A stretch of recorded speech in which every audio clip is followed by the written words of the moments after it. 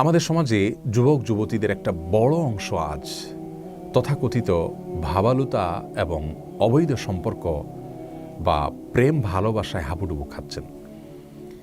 মুসলিমদের সন্তানরা যখন এই হারাম কাজে লিপ্ত হচ্ছেন, শয়তান তাদের কাছে নানা মুখরোচক স্লোগান তুলে ধরছে এবং শয়তান তার শয়তানি বিভিন্ন যুক্তি তুলে ধরছেন। তেমনই একটি যুক্তি অনেক আমাদের যুবক যুবতীদের কাছে শয়তান তুলে ধরেছেন, আর সেটা হলো যে অনেক যুবক যুবতীরা আজকাল মনে করেন যে বিবাহ বহির্ভূত যে অবৈধ সম্পর্ক করা হয়, তথাকথিত প্রেম ভালোবাসা করা হয়, এটার পরে যদি তারা একে অন্যকে বিয়ে করে নেন তাহলে প্রেম ভালোবাসার কারণে তারা যে গুনাহে লিপ্ত হয়েছেন সেটি হালাল হয়ে যাবে।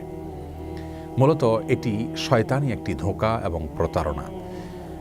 একজন মুসলিমের জন্য আল্লাহ রাব্বুল আলামিনের প্রতিটি নির্দেশকে মানা এবং নিষিদ্ধ বিষয় থেকে দূরে থাকা, এটা তার জন্য আবশ্যক এবং ফরজ। বিবাহের আগে নারী পুরুষের সম্পর্ক সেটা যে পর্যায়ে গড়াক না কেন, এটাকে ইসলামী শরিয়া সম্পূর্ণরূপে হারাম করেছে। এই জন্য আল্লাহ রাব্বুল আলামিন বলেছেন, লা তাকরাবুজ জিনা, তোমরা জিনার কাছেও যেও না। অতএব বিবাহের আগে যদি কোনো ছেলে কোনো মেয়ের সাথে হারাম কোনো রিলেশনশিপে জড়িত হয়, কোনো রিলেশনশিপ তৈরি করে, কোনো সম্পর্ক তাদের মধ্যে তৈরি হয়, এমনকি শুধু যদি কথাবার্তা এবং ছোঁয়া ধরা, একান্তে সময় কাটানো এগুলো হয়, সেগুলোও হারাম। কারণ রাসূল করিম সাল্লাল্লাহু আলাইহি ওয়াসাল্লাম বলেছেন, লা ইয়াখলুওয়ান্না রাজুলুন বিইমরাতিন, কোনো পুরুষ একাকী কোনো নারীর সঙ্গে নির্জনে সময় কাটাবে না, এটা জায়েজ নেই যদি তারা গায়রে মাহরাম হন। এবং নির্জনে যখন তারা একাকী কথা বলবে, সেক্ষেত্রে তাদের মধ্যে বাজে কথা আদান প্রদান হবে। ভালো কথা বললেও সেখানে চিন্তার ক্ষেত্রে মনের জেনাটা তাদের মধ্যে অবশ্যই হবে এবং আরও নানাবিধ গুনাহের দিক তাদের রয়েছে। তো এইসব বিষয়গুলো যেহেতু আছে, অতএব বিবাহের আগে এ ধরনের সম্পর্ক স্থাপন করা সম্পূর্ণরূপে নিষিদ্ধ এবং গুনাহের কাজ। এগুলো জিনা। রাসূল আকরাম সাল্লাল্লাহু আলাইহি ওয়াসাল্লাম বলেছেন, জিনাল আইনি আন নাজর, চোখ দিয়ে দেখা, এটা হলো চোখের জেনা। অজেনাল ইয়াদি আল বাতশু, হাতের জেনা হলো হাত দিয়ে ধরা।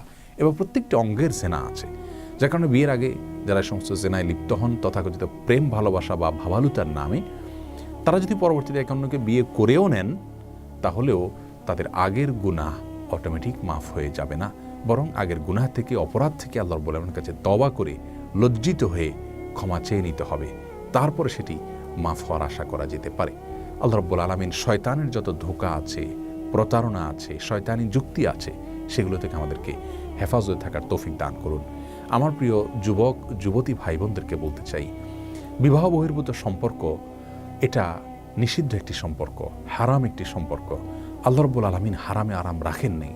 যারা এই সম্পর্কের পরবর্তীতে পরিণতিতে বিবাহ পর্যন্ত যান, বেশিরভাগ ক্ষেত্রে তাদের দাম্পত্য জীবনে সুখ শান্তিও হয় না। যদি হয়ও, অনন্ত অসীমকালের জাহান্নাম তো অপেক্ষা করছে জেনার অপরাধের জন্য। যার কারণে আল্লাহ রাব্বুল আলামিনের নির্দেশ মেনে চলার ভিতরেই মঙ্গল এবং কল্যাণ নিহিত আছে। আমরা প্রতারণার হাত থেকে বাঁচতে হলে, অশান্তির হাত থেকে বেঁচে থাকতে হলে, সুখী দাম্পত্য জীবন পেতে চাইলে আমাদেরকে হালালের পথে হাঁটতে হবে।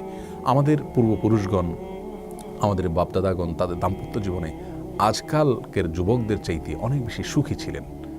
তারা কিন্তু তথাকথিত ভাবালুতায় ডুবে যেতেন না, তারা হালাল সম্পর্ক স্থাপন করতেন। তাদের পারিবারিক জীবন, দাম্পত্য জীবন আমাদের চাইতে অনেক ভালো গেছে, অনেক বেশি সুখী ছিলেন তারা।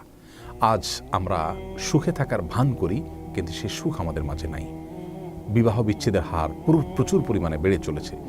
এ সবগুলোর মৌলিক যে সমস্ত কারণ রয়েছে তার মধ্যে থেকে একটি কারণ এটাও যে আমরা বিবাহ বহির্ভূত সম্পর্কের মাধ্যমে মূলত আল্লাহ রাব্বুল আলামিনকে অসন্তুষ্ট করে ফেলছি, আর আল্লাহকে অসন্তুষ্ট করে সেখানে কোনো শান্তি আমরা আশা করতে পারি না। এই জন্য আসুন বিবাহ বহির্ভূত সকল সম্পর্ককে আমরা না করি।